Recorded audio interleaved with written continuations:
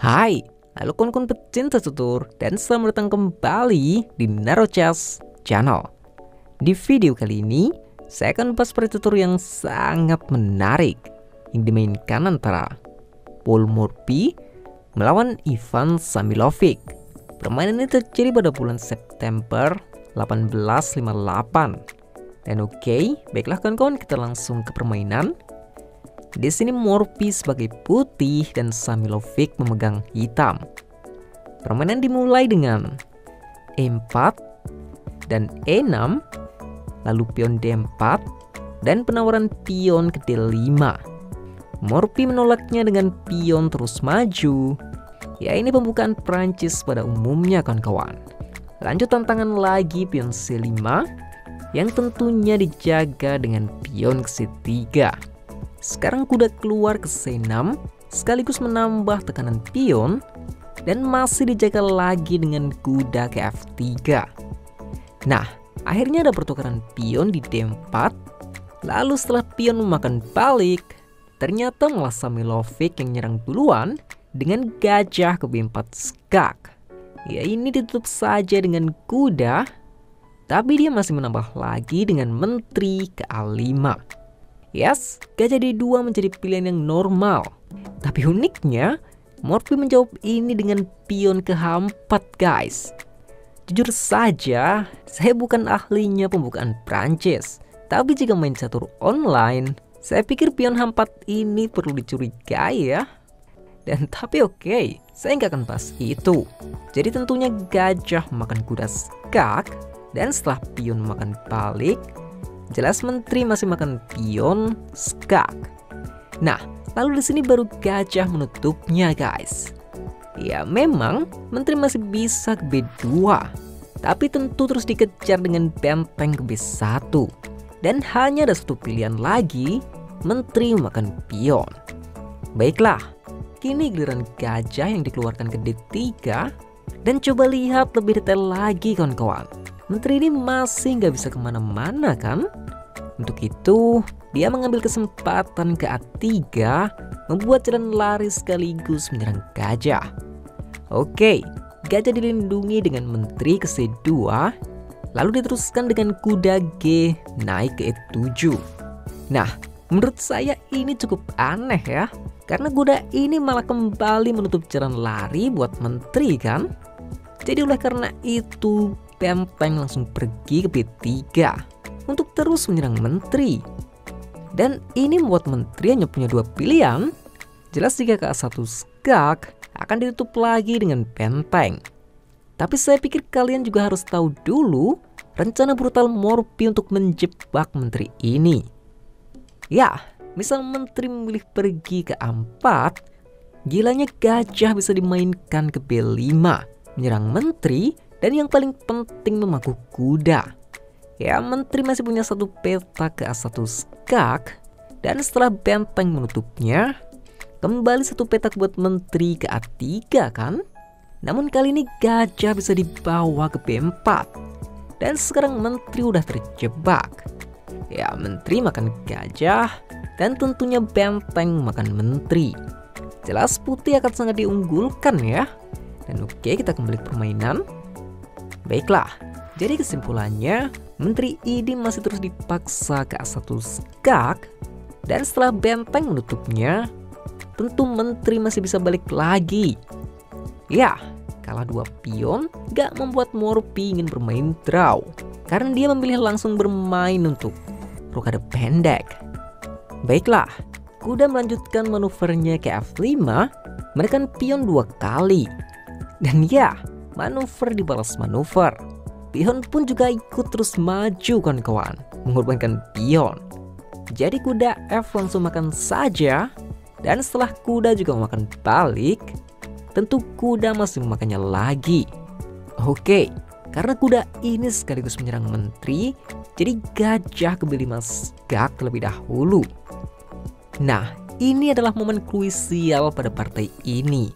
Jika kuda memakan gajah, mungkin benteng akan makan kuda. Atau bisa juga gajah ke B4 dulu. Setelah menteri pergi baru menteri ke C5. Itu akan menjadi kombinasi yang sangat berbahaya kan? Tapi apapun alasannya, saya pikir hitam gak punya pilihan lain. Dia harus memakan kuda. Dan sayangnya, dia juga gak mau putih terus berkembang di posisi ini. Lalu memilih menutupnya dengan gajah, kawan-kawan. Apakah ini blunder? Saya pastikan iya. Hanya saja butuh kejelian super untuk menjawab tantangan ini. Pertama, udah pasti Morphy makan gajah untuk skak. Dan ini nggak mungkin dimakan balik ya. Karena benteng bisa makan pion di B7 skak, diikuti menteri ke C7. Itu jelas akan ngebuat skakmat gak terhentikan lagi. Untuk itu, raja digeser ke D8 terlebih dahulu. Dan perhatikan, kuda masih menekan menteri dan raja masih menekan gajah. Realistisnya menteri akan pergi ke A4 kan? Karena setelah pertukaran, hitam akan punya 3 pion plus kuda ngelawan 2 gajah. Ya, mengingat unggulnya juga pion-pion bebas, ini menjadi strategi yang sangat menarik buat hitam. Tapi, apa kalian tahu jawaban dari Morphy di posisi ini? Dia malah main gajah ke G5 skak, kawan-kawan. Wow, ini sangat menarik. Karena sekarang jebakan dibalas jebakan. Saya katakan sekali lagi, ini nggak mungkin raja makan gajah karena bisa benteng makan pion di B7 skak. Jadi setelah ditutup dengan pion, sekarang masih ada 3 perwira yang terancam, guys. Dan yang paling logis memang menyelamatkan menteri kan? Nah, yang paling gak logis menyelamatkan gajah ya, karena dia emang sengaja untuk dikorbankan. Ya, tapi justru yang gak logis ini yang dipilih, guys. Benteng memakan pion di B7. Ini sangat-sangat brutal. Dan bisa dikatakan juga ini pengorbanan menteri yang sangat memaksa, kawan-kawan.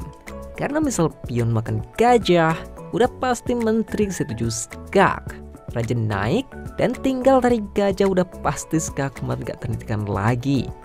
Jadi kuda harus menerima pengorbanan ini, baru dilanjut pion makan pion. Guys, ini strategi yang sangat jenius. Pion makan skak dan menteri harus menutupnya. Ditambah uniknya lagi, ancaman ini udah gak bisa diantisipasi lagi. Mungkin ada yang mikir, ya korban menteri juga gak masalah, karena putih juga udah gak punya menteri lagi. Guys, saya akan coba analisis untuk yang terakhir ya. Di sini misal pion makan pion, gajah jelas makan balik dan skak. Ya, paksa menteri untuk menutup dan langsung sikat aja skak.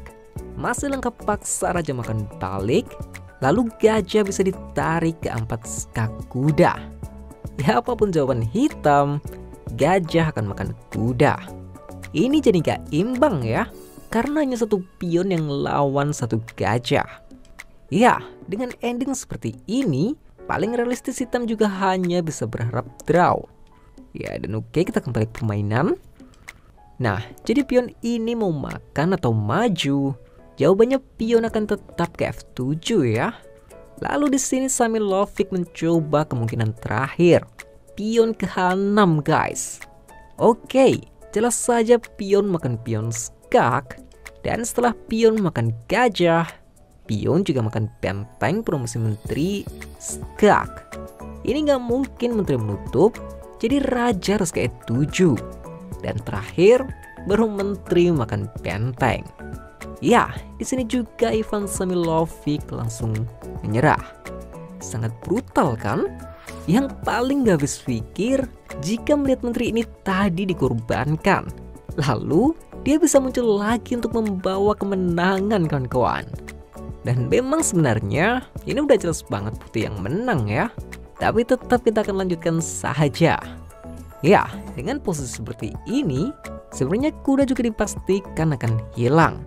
Mau raja ke D6, menteri bisa ke B8 dulu. Dan misal dia ke C5, bisa menteri ke C8 skak kuda. Atau jika dia balik lagi, ya masih sama gajah 4 skak. Jadi mau gimana lagi kan? Dan pilihan terakhir untuk selamatin kuda hanya raja ke F6. Itu pun masih bisa dikejar dengan menteri ke H8 skak. Dan ini ada 3 pilihan. Jika ke F5, menteri bisa ke H7 skak. Jika ke E7, ya gajah ke 4 skak lagi. Atau pilihan terakhir yang paling akhir, bisa ke F7. Ya kali ini gak usah dapat kuda, tapi gajah ke E8 double skakmat. Ya, memang gak direspon lagi. Taktik pengorbanan menteri ini jika di kelas Super Grandmaster memang jarang sekali gagal kawan-kawan. Dan ini juga ending yang cukup unik. Karena misal kita hitung secara matematika, gajah dan kuda punya nilai yang sama kan? Sedangkan menteri dan pion bernilai 10. Yang artinya itu sama kuat dengan kedua benteng. Jadi yang membuat unik, Putih tadi ngorbanin menteri secara paksa. Dan sekarang dia malah yang unggul 1 menteri kawan-kawan. Ini sangat keren kan? Ya, dan okelah kawan-kawan, sekian dulu video kali ini. Semoga videonya bisa menghibur dan partainya bisa bermanfaat. Dan adanya salah kata saya mohon maaf. Salam just lovers, terima kasih.